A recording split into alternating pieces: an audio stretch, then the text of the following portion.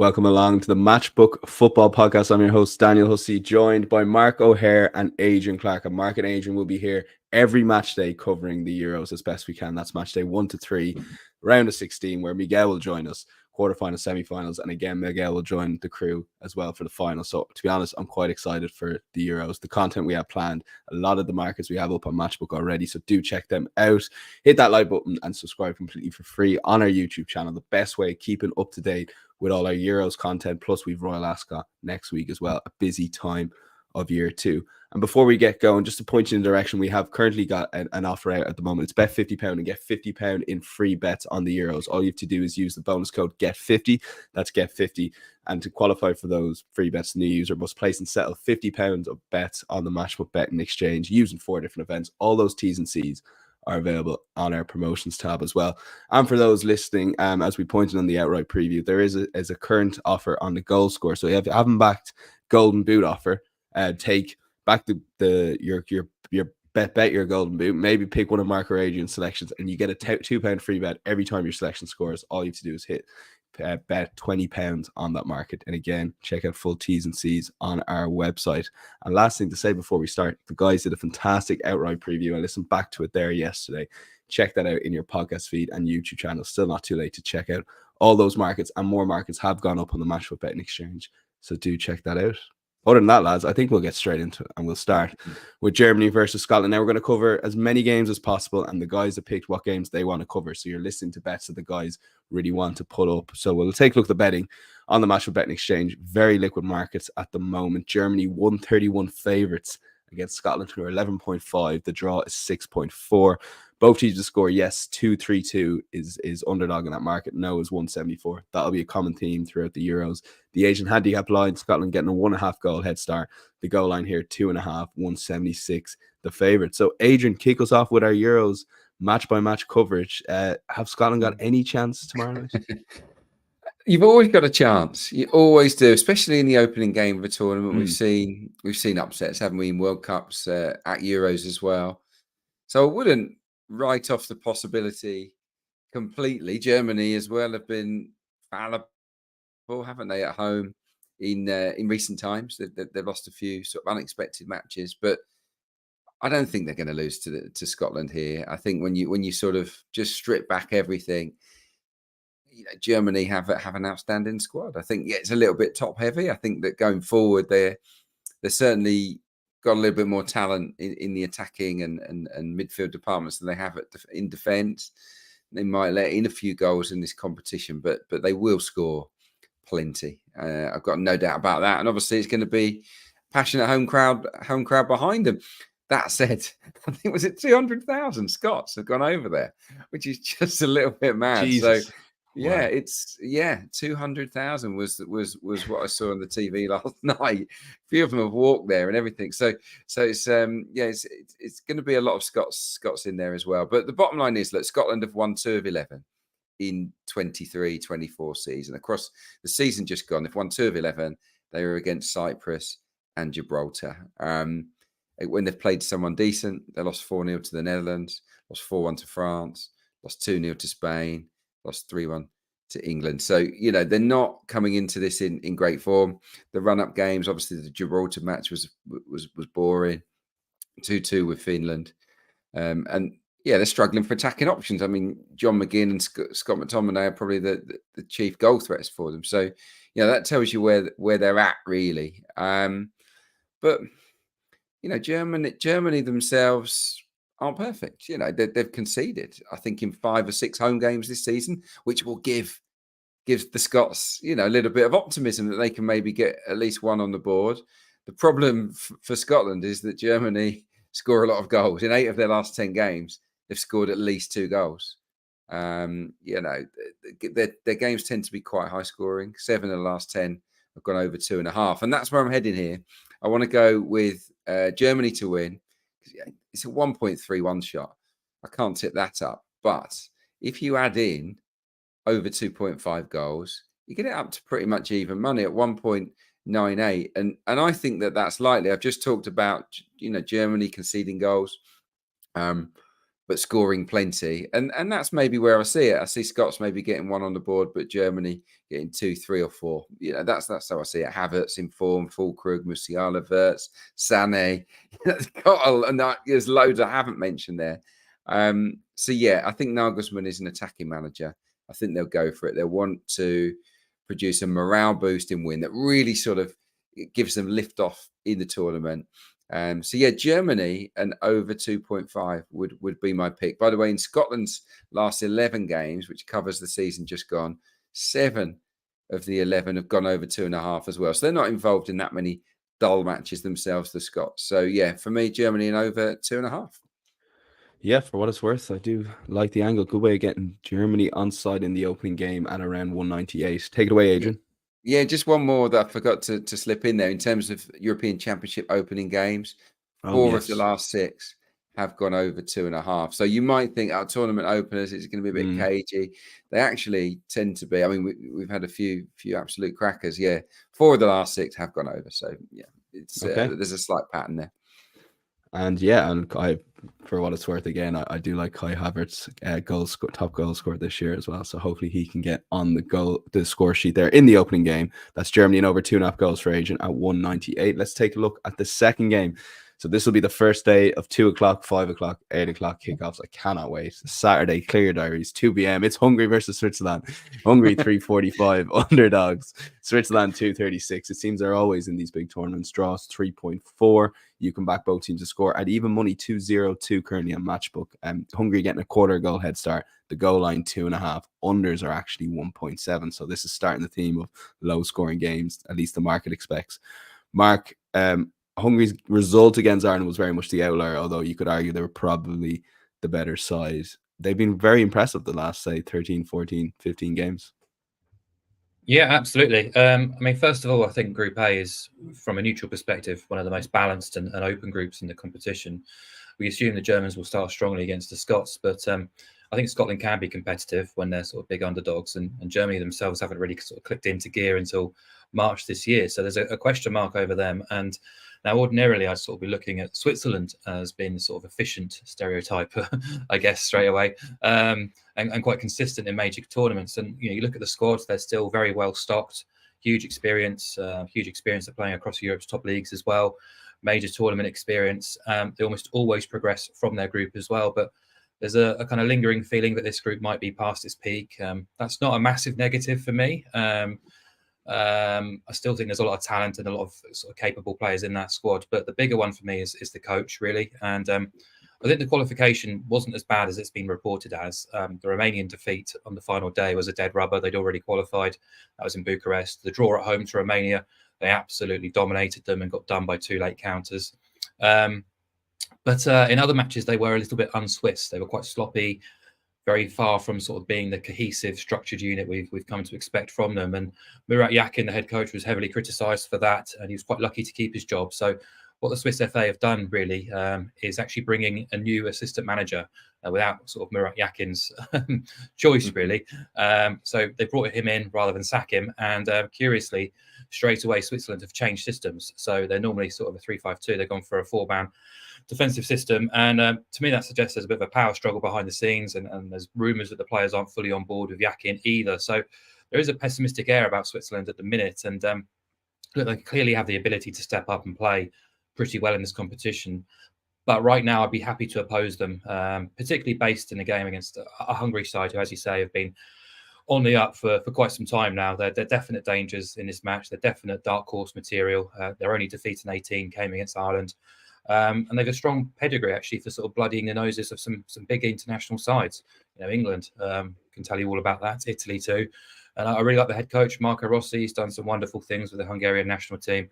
They have had huge investment from the government in sort of grassroots, but Rossi's really sort of fostered a club-like atmosphere with this Hungarian side, and their approach, they're supremely organised, but they're now also very much a threat in possession too, heavy use of wing-backs, and they've got that match-winning quality of Szoboszlai as well in forward areas. Brilliant in transitions, and their set pieces are brilliant too. If you look at the qualifying campaign, they scored 7 goals from dead ball situations, excluding penalties, which was the best return of all teams during qualification, unsurprisingly. So The market is moving towards Hungary. There was a bit of Hungary plus half a goal about at the start of the week. You can still get about 172-ish on that, but the handicap is more of a quarter-ball start, and as you say, Dan. So I want to be of Hungary, but to engineer just a bit more on side, I've actually gone to the bet builder here to back Hungary double chance and under 4.5 goals at 1.8. So basically Hungary plus half a goal. I don't expect this game to escalate into a 5-goal game or more, and we've got a range of correct scores on side there: the 0-0, 1-1, 2-2, and any basically Hungary score which doesn't involve sort of 5 goals or more. So at this point, I'm happy to oppose the Swiss, but I wouldn't be hugely surprised if they turned up. However, Hungary are the more reliable beast right now. Okay, yeah, maybe go with the more reliable team in recent form. Hungary double chance and under 4.5 goals. You combine that on a bet builder on the match with betting exchange. So plenty of choices for bets throughout the Euros. Let's move on to 5 o'clock Saturday. Now, this is a game to get excited about. Spain, even money against Croatia, 4.5. This is the group of death. Draw is 3.55. Both teams to score, yes. Again, it's the underdog, 2-0-4. It's almost refreshing seeing these lines. Asian handicap line, Croatia getting a half a goal head start. And the goal line here, once again, 2.5 unders, 178. So, Adrian, I mentioned it's a group of death. You know, all these teams will probably be targeting the Albania game to win that, and at least they'll be pretty much certain of qualifying.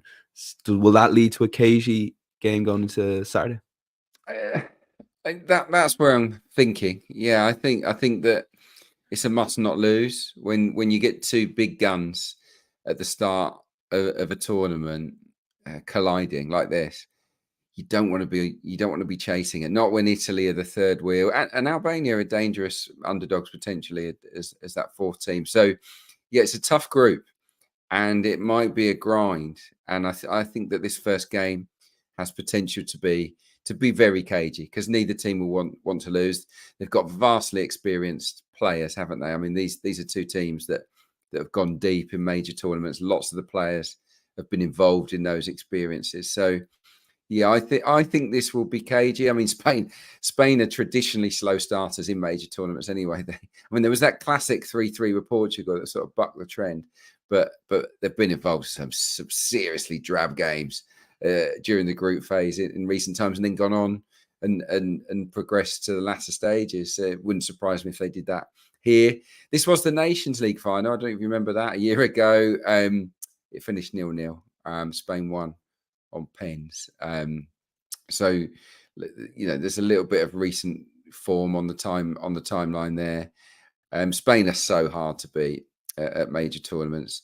They've lost, if you discount penalty shootouts, they've lost 2 of their last 22 matches at the Euros. So they're really hard to beat. One of those was against Croatia. So they won't take anything for granted. They don't concede very many goals under the coach Luis De La Fuente, 11 goals in 14 games. So pretty cagey at the back. Croatia, for what it's worth, 6 clean sheets in their last 10 matches. And I was looking at Croatia's record at the last 4 major tournaments they've been involved in. What have the games been like? The first group game. All of them have gone under 2.5, and 3 have gone under 1.5. So Croatia tend to be pretty cautious at the start of tournaments. I've got to say, under the new manager De La Fuente, Spain have been pretty attack-minded. They've scored a lot of goals, got some exciting players that we know, Lamine Yamal, Pedri, etc. But I think this is not going to be a gung-ho game, not in my opinion. So yeah, I'm leaning towards the unders. It was 1.8 yesterday when I was researching this. It's been nibbled in, I noticed, to 1.78. So yeah, if you fancy it, probably it's better to get on board before it gets cut even more. Yeah, and if there's 2-0 all draws before, it'll probably go off 1.5. It's good given how some tournament teams just, there is some crazy pricing. You never know how these things, such small sample size, obviously a couple of games, but even the Euros in general compared to Premier League season. 178 under 2.5 goals, Spain, Croatia, the selection for Adrian. Let's go to Saturday. 8 o'clock, the same group as I touched on, Italy versus Albania. So Italy are 144 favourites against Albania, who are 9.6 on the match with betting exchange. Check that earlier. That's as big as prices there is out there. Draw 4.9. Both teams to score no 1.6. Heavily favoured. The Asian handicap line sees Albania get a 1.25 goal head start, 2.5 the goal line. Mark, take it away here. We mentioned the first game is going to be cagey in this group. What about this game here? I think this will be cagey too. There's a huge amount of pressure on Italy to start with a win. I think this could be a tricky game for Italy to start with. I'm fascinated to see how they perform in this Euros. Obviously highlighted my concerns in our sort of outright preview. In fairness to Italy, the last 2 European Championships they played above themselves, but they've had 2 excellent coaches. They've got another excellent coach in Spalletti taking charge this time around, but I do think the sort of current crop is below the standards of previous Euros. I think positives are pretty thin on the ground outside of Spalletti, and I think this team looks like it's in transition. So, starting with the defence, the injuries, you've lost your most experienced defender in Acerbi. You've also lost your sort of best up-and-coming centre half as well, Scalvini. So the defence that will start against Albania will have barely played together. Up front, the striker position still isn't confirmed, remains sort of questionable. In midfield, you've got key players who have sort of lost form over the last couple of years. I'm sort of talking about, I guess Chiesa more of a forward, but same as Zaniolo, but players on the wide flanks really. And then just this week, Fratesi and Barella, it's being confirmed that they're really struggling for fitness for the opening game. 2 of them more key midfielders, Barella in particular. So, chuck in the fact that Spalletti doesn't seem like he's going to adopt the 3-5-2 approach, which feels strange considering it's the interstructure and there's a kind of inter foundation to this squad. I just think this is a potential banana skin for the Italians, and I think Albania could be quite tough to overcome. So I did consider Albania on the handicap. I wanted a bit more than 1.25 in all honesty. So I think the more astute angle is to back unders again at 183 as a starting point. I think that's very appealing in its own right, really. You have the shock upset covered. If Albania do sort of upset the odds, it's difficult to see them scoring more than twice, but even still a narrow win. You also got the very low scoring draw, which is, I think, a runner, and a narrow Italian win. I don't really see them running away with this, being the opening day of the tournament. Albania did make the most of a very favourable group. They have chucked in a few surprises with their squad. Silvino's left out a couple of their key players from that qualifying campaign, but the suggestion is he wanted his squad to be as fit and as physically ready for the challenge as possible, and players who weren't able to make that grade were chopped. So Albania should have a physical edge here. They should be absolutely ready to work hard for 90 minutes. They will sit back, they will be dogged, ultra defensive, robust. All the sort of ugly parts of the game you expect Albania to be very good at, and I don't think they'll be easy to open up, and I don't think there'll be much space behind them either. So they'll be organised, and I think they can provide a bit of a speed bump to Italy. Whether they can get the job done in 90 minutes or not, we'll have to wait and see, but they probably will, as the odds suggest, but I don't see them running away from that. So I was on unders, but just being greedy, had a little flick around our bet builder option here on Matchbook, and I thought the increase from 183 for under 2.5 goals to 2.2, just by adding in Italy to have the most corners, was too big not to sort of nominate as my best bet here, because this is an Albanian side who did lose the shot count in 8 of their 10 qualifiers. Their matches were dreadfully kind of shy of goalmouth action. You just imagine and can foresee Italy dominating the ball, territory, and the shot count, and therefore we should have a good sort of hand against some corners on side too. So I could make to be look really, really stupid here, but Albania are not a very good football team. They are probably one of the weakest teams in the competition. But I don't know. Opening round, I just possibly an opportunity for an upset here. So unders and Italy most corners, so it's 2.2. Yeah, Miguel likes Miguel's Albania, as they've been known over the last couple of days, under 2.5 goals and most corners. He was their biggest fan, wasn't he? It's amazing. Top of the group, didn't he, with his long shot? Yeah, not far off. It was actually. It was 2 off the group, yeah. And then unbelievable. I've got a little stat for you. Stat for you. Italy's 45 matches at European Championships have produced an average of just 1.84 goals per game. That's the lowest ratio of any team, or of the 25 teams that have sort of played more than 10 games in the competition. So traditionally Italy are involved in pretty low scoring games. So do use that bet builder. If you do want to boost the price a little bit, like Mark's maybe spotted there, under 2.5 goals correlates quite well, I guess, if Italy are dominating the game with most corners at 2.2. Poland versus the Netherlands. Mark, will stick you. Quick look at the betting that we currently have on Matchbook.com. Poland 6.8 underdogs. Netherlands 1.65s. The draw is 4.3. Both teams to score yes 2.16. No is 178. Poland get a 1-goal head start on the Asian handicap line. 2.5 is the total. Where are you looking here, Mark? Yeah, so I think listeners to our outright preview will know as well, I'm not overly keen on the Netherlands in this competition for a couple of reasons. Firstly, I think the shape and the structure of the side isn't quite right.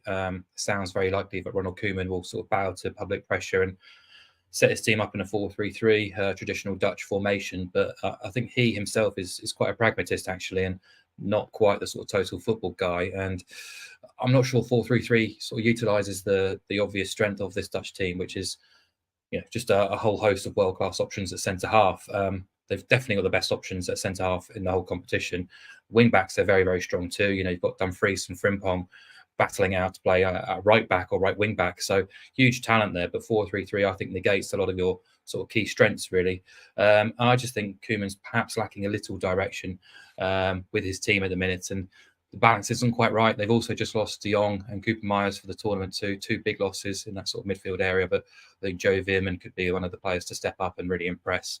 Had a great campaign. But yeah, for all my concerns, they have impressed in the warm-ups. Not that they normally count for anything, but they're playing a Polish side who, I've been quite punchy about, really. I think they're absolute dross and potentially to be one of the worst teams in the competition. So, they've gotten worse since a terrible World Cup, really.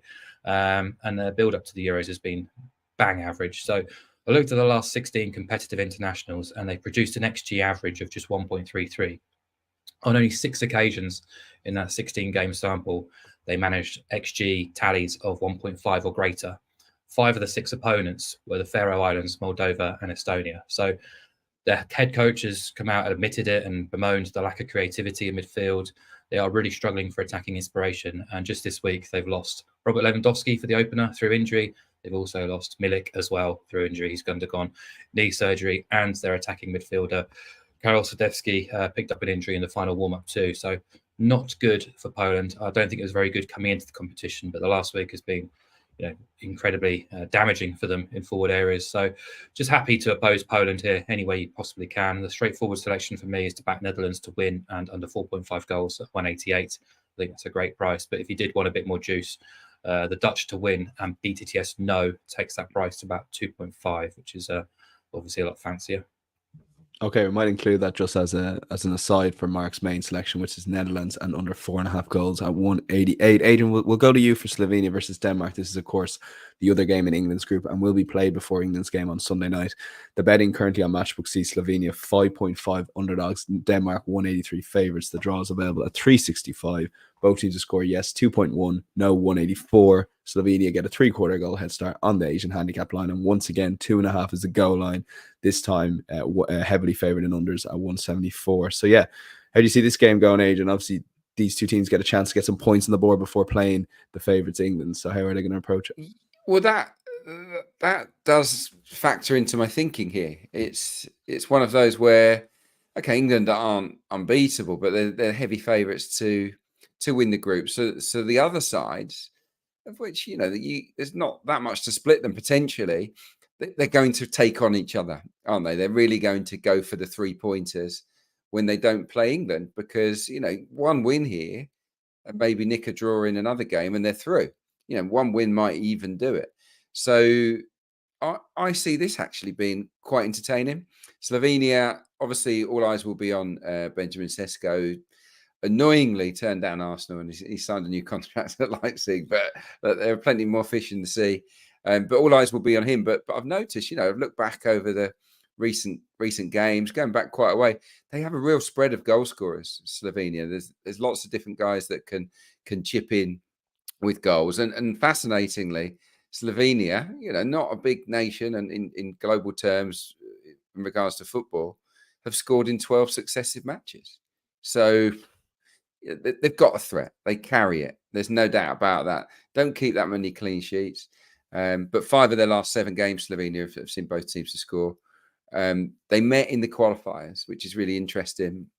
2-1 Denmark, and it was a 1-1 draw in the other game. So we saw both teams score in both of those. And that's where I'm going. I'm going to just keep it pretty straightforward. Both teams to score here. It's 2.1, which, it's decent. 6 of Denmark's 10 qualifiers. And remember, some of these qualifying games and these groups are weak. You're playing some really poor opposition. 6 of their 10 games saw both teams score. So Denmark haven't exactly been super watertight at the back. Yeah, and last week obviously we saw Denmark. They played Sweden and Norway. It was 2-1 and 3-1. So they got some good wins there, but again didn't keep clean sheets. So for me, this screams both teams to score. I think it's a 1-1 draw or one of the teams nicks it, maybe 2-1, which is what happened in the qualifiers. So I see a little bit of history repeating itself here, and I like the price. Okay, yeah, if there's a way we can try and attack these goal lines or both teams to score, and they've gone too much the other way, 2.1, big price on both teams to score in general. So let's see.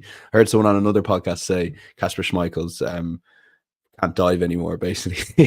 That's how old he is. So we'll see. We'll see. I haven't watched him closely. He still looks about 25, though, doesn't he, Kasper Schmeichel? He does. He looks young. How old is he these days? Yeah. The Danes are getting really frustrated because there's a collection of really good quality young players coming through, and Kasper Hjulmand's just not playing them. He's stuck with the old guard who failed so dismally in Qatar. And Schmeichel was one of the players. I can't remember the guy's name. Rousseau, I think it is, Union Berlin. The reserve goalkeeper. He's had a good campaign, and he's just not getting a look in because of Schmeichel. Same as Simon Kjær as well. Injury ravaged season at centre half.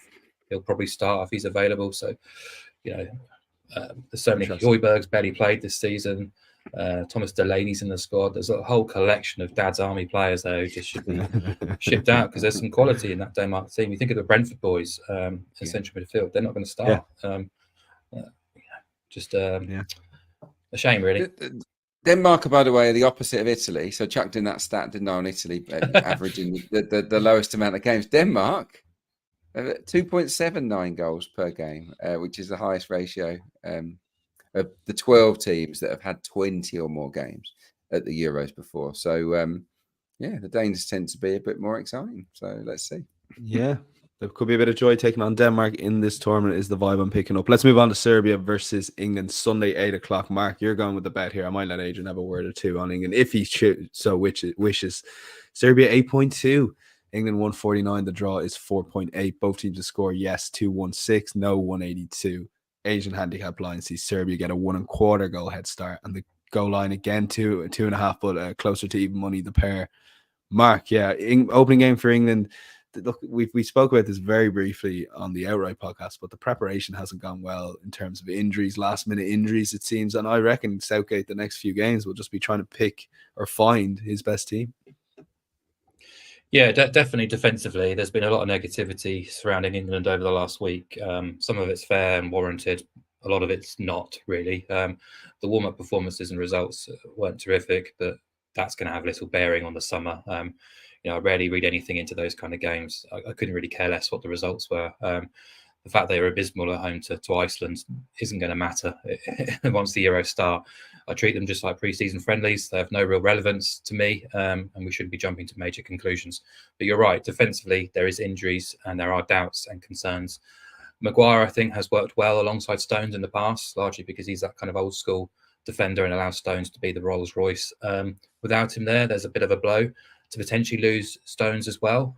Sounds like he's 50-50 for the weekend. That is a big concern. He might not be ready for Serbia. Then you've got the left-back quandary as well with no Luke Shaw and Kieran Trippier filling in. So there is issues. Midfield too, it sounds like Alexander-Arnold's going to get the nod alongside Rice to give Bellingham that licence in midfield. Not totally sold on that makeup, but happy to be sort of persuaded either way. But bar that, I think there's a lot to like about England this summer. They should be confident. I'm sure the players will be, because whatever we think, across Great Britain and Ireland about this England team, Europe really fears England this summer. There's a lot of respect from the big nations in Europe towards England, and that's understandable. You look at the starting 11. You've got the best player in the Premier League, the Bundesliga, and La Liga in the starting 11 from this season. So, I guess people could say this batch looks potentially trappy against Serbia, who are stacked with sort of individual talent, but I just think England will be too streetwise for them. I don't rate Serbia as an out-of-possession side at all. I oppose them at the World Cup because of it, because of their lack of discipline, their lack of organisation. They have regressed since the World Cup as well. Just one clean sheet in their last 12. Their only wins in that sample came against Jordan, Lithuania, Montenegro and Cyprus. They're very, very front foot. We know that. We know about the quality they have in forward areas. They can put England under pressure. They can probably score against England, but ultimately, I think England's firepower and their streetwise ability, their experience of these kind of occasions should see them through. I expect England to score a couple of goals here and therefore win the game. So I do think if England score twice, they win. I just think that increase from England at 149 to win to England to win alongside over 1.5 goals at 1.83, that's a big leap. When you're backing, the team as good as England with the firepower at England's disposal against that Serbian defence, you've basically got every England correct score on your side, bar the 1-0, which I think is very fair when you consider Serbia's style and their defensive deficiencies. Happy to be on that. Okay, England over 1.5 goals, 183. Hey Jude, Adrian. Mate, the hype reel that is out there. I think it's from Adidas, isn't it? But yes, look, it's coming home, isn't it? As soon as I watched that, I was like, yeah, it's coming home. I believe in you, Gareth. We've got Jude. We got Jude. We got Kane. We got Foden. We got Saka. It's happening. It's happening. New England haters, you're going to eat your words. But no. Look, England should go deep, shouldn't they, in the competition? I'd echo Mark's thoughts on the game. I think Serbia aren't the best out of possession, which is a real boost, isn't it? When your strengths are on the ball. I wouldn't hate the Trent Alexander-Arnold selection in the group stage, but getting to the latter stages, I would see that more as a bit of a risk, because he's very much a rookie as a central midfielder. It's different playing right back and then slotting into midfield when you have the ball, but just being in midfield throughout is different. And I haven't been super impressed with him in that position. He played pretty well in one of the friendlies, I remember there, but I want to see a little bit more of it. But maybe in this game, it could be the one, that ammunition for Harry Kane to go and do his thing at a major tournament. So I wouldn't go against. I mean, I like the sound of England and over 1.5 goals. That's for sure. I think there'll be more than one goal in the game. Okay, lock it in. Let's do it. 183 Sunday night. Let's move on to Monday night. Not able to cover every game Matchday 1, but Adrian's picked out 2 for the next Monday and Tuesday night, which is brilliant. Austria 6.6 underdogs to France, 154. We're going to see France on Monday night. Draws 4.8. Both teams to score, yes, 186, no, 206. Asian handicap line, Austria getting a 1-goal head start, and 2.5 is the total. So, how are we expecting this game to shape up here, Adrian?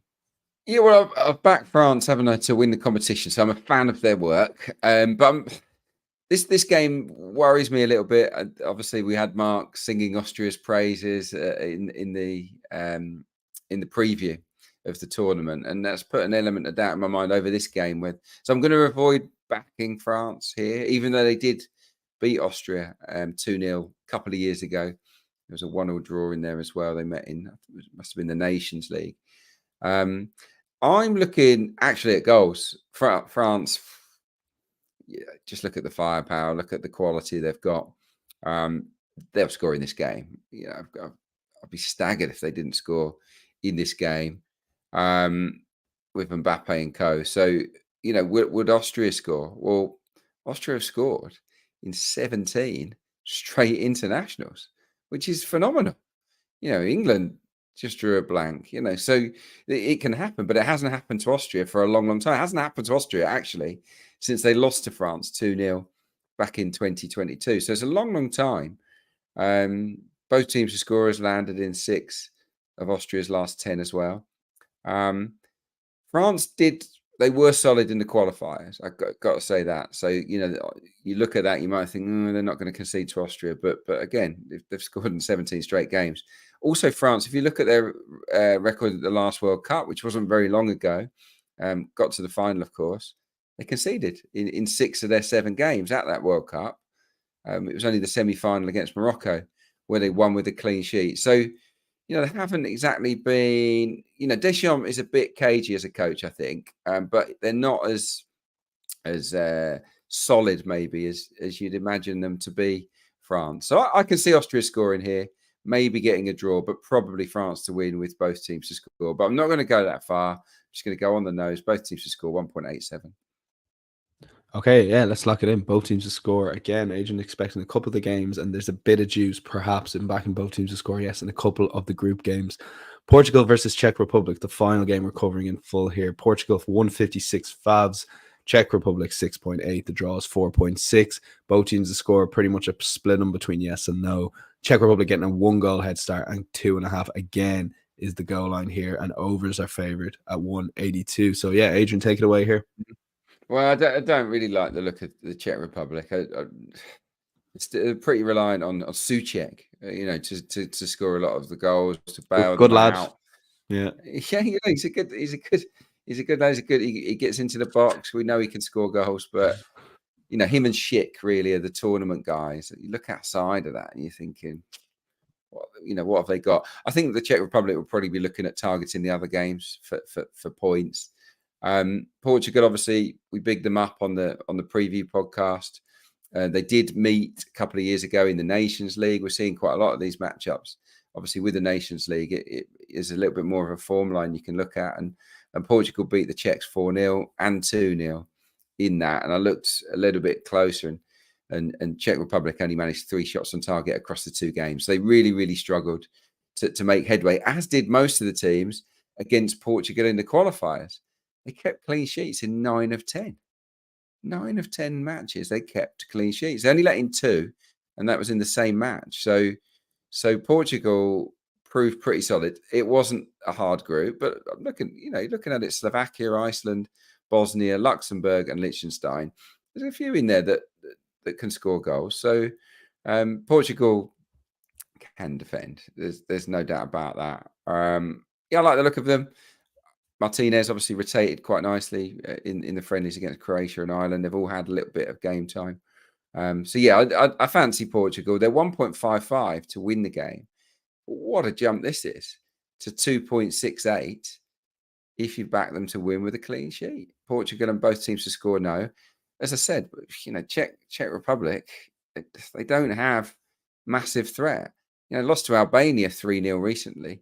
Haven't beaten anyone at this tournament, in the last year. So yeah, for me, Portugal strong favourites. I just want to pair it with a clean sheet win, and it bumps up to a beautiful 2.68. Okay, yeah, let's lock it in. I'll run through the bets in about 30 seconds. Germany and over 2.5 goals for Adrian in the opener. Hungary double chance and under 4.5 goals for Mark, 178. Hungary versus Switzerland, Spain, Croatia under 2.5 for Adrian, 1.8. Italy versus Albania under 2.5 goals, and Italy most corners, 2.2 for Mark. Poland versus the Netherlands, Mark's popped for the Netherlands and under 4.5 goals at 188. Adrian's gone for both teams to score Slovenia versus Denmark. Mark's with England and over 1.5 goals against Serbia at 183. And Adrian, both teams to score Austria, France, and Portugal, both teams to score no. Insights.matchbook.com if you need a recap of all that. Let's go to long shots, Mark. And Adrian stole one off your nose here. This is outrageous what Adrian was after doing. So if you want to just give the listeners a bit of insight. Hey, snooze, you lose, Dan. Snooze, you lose. Mark was asleep at the wheel. So take it away, Mark. I normally think I'm one of the first to put my bets in. So when I came into Thursday morning to upload, I realised AC had already beaten me to the chase. He'd already uploaded all his bets, and he had the long shot that I'd earmarked really. So amazing. Fair play. I'll get him back at some point in the competition. As soon as you share that document down, my bets are going straight in. My long shot. There was a couple on my radar, but I'm just going to sort of focus on the game I've already discussed: Italy versus Albania, and kind of painted the picture of a low-scoring game, but also one where an upset wouldn't be a huge surprise either. So I looked at the European Championships record, and under 2.5 goals has actually a 66% success rate on Matchday 1 matches in the Euros going back to 1992. The average goals per game comes in at just 2.36. So I looked at the expanded Euros to 24 teams, the last 2 tournaments, and the opening round of group games has also gone under in 67% of matches. So right alongside historic trends for sort of low-scoring openers. So quite happy with the under 2.5 goals selection there. But just with my doubts over Italy, plus the injuries to Acerbi, Scalvini, plus the injury news this week that Barella and Fratesi might miss out as well, I wouldn't be at all shocked if Albania did nick something out of this game. So I'm going to propose the draw alongside under 2.5 goals at 5.7. I think the draw is trading around 4.7. I don't see this game being a 2-2 or a 3-3. So makes sense to kind of narrow in on the 0-0 or the 1-1, and you're getting a nice little sort of leap on price on the draw price there to 5.7. So again, might be made to look silly if Italy come out firing, but yeah, I think there's an opportunity to oppose them. Yeah, and I say Miguel approves of that bet. So yeah, Adrian, Mark wrongly thought that because you select a game as your main bet, you therefore get it as your long shots, or at least that game is ring fenced for your long shots. But he thought incorrectly, obviously. Didn't know that. Yeah, I didn't know. Yeah, no, that's not a real. That's what Mark obviously thought when he went in and just presumed Hungary, Switzerland would be free. We're not regimented here on Matchbook, are we, Mark? You know, we can do what we like. Free flown. You know, yeah. Just look at Hussey over there. He does what he likes, doesn't he? Right. Yeah. The one I beat you to the punch with, it was Hungary. Obviously, we've heard Mark already talk up Hungary's chances of beating Switzerland. I was obviously thinking along the same lines. We hadn't spoken about it at all. But yeah, I see it similarly. Hungary scored at least twice in 7 of their 8 qualifiers. That's very impressive. Very impressive. Destroyed England, didn't they, in the summer of 2022? They've got not just Soboslai, you know, Salai scores a lot of goals, Varga. They've got threats and they've got a settled team. And I think they've got a great chance of beating what is quite a bang average Swiss team. But since that England game, by the way, Hungary's record, so people might remember it was at Molineux, wasn't it? There was lots of boos. Since then, Hungary, including that game, have won 12, drawn 5, and lost 2. You know, this is a team that's used to winning games and not losing very often at all. Obviously, they lost to the mighty Irish in a friendly, didn't they, the other day? But you know, that's the only defeat for a long, long time. Switzerland have got good players. We know that. Sommer, Akanji, Xhaka all had great seasons. But beyond that, I'm not sure about them really. And Mark's talked about the behind-the-scenes wrangling. They also, Switzerland, conceded in 7 of their last 8 qualifying games. So, you know, last 8 qualifiers, they conceded in 7 of them. Don't keep that many clean sheets. So for me, Hungary in over 1.5 goals is really appealing at 5.0. So yeah, just about sneaks into the long shot territory. Yeah, let's lock it in. Hungary in over 1.5 goals. Best bet on the card, Mark. Take it away. Yeah, Netherlands and Poland have both had key injuries this week, but I think Poland have been hit harder considering their pool of players is really lacking star quality. And as I said, performances since the World Cup have been really dull and dreary. They stunk the place out, I thought, at the World Cup, and they've regressed since then. So I think Netherlands, despite my doubts, should be capable of starting this tournament with a victory. So I'll happily back them to win alongside under 4.5 goals at 188. Okay, and finally, Adrian, you gave this a good mention, to be fair, in the main section. So I'm not surprised this is your best bet. Just the price thing, isn't it? Yeah, sometimes you just got to look at the value that you get, I think, when considering your best bet. And to see the jump from 1.5 for Portugal to beat the Czech Republic to 2.68 to get them to win with a clean sheet, I just think is hard to ignore. You know, they had 9 clean sheets in 10 qualifying games. They are a team that can defend. You know, they won every single qualifying game. The Czech Republic looked to me like one of the weakest sides in the competition. I think they'll be targeting other group games for accruing points. I just think that Portugal, well fancied, should see off the Czech Republic without too much drama here. 1-0, 2-0, 3-0. That's how I see this finishing. And yeah, 2.68. That's my best bet. Okay, let's lock it in. Insights.matchbook.com. Full recap of all the guys' selections. And don't forget, check out the Matchbook Betting Exchange. We have all the matches up there now for Matchday 1. Check out all our Euro 2024 markets. Not too late to get involved in the outrights, even during the tournament. But my thanks to Mark and Adrian. We'll be back next week to preview Matchday 2. I'm very much looking forward to that. But I mean this, and I'm emphasizing this, enjoy the weekend's football. Enjoy the week's football. 2 p.m., 5 p.m., 8 p.m. kickoffs. We are so blessed. We'll chat to you next week. Bye-bye.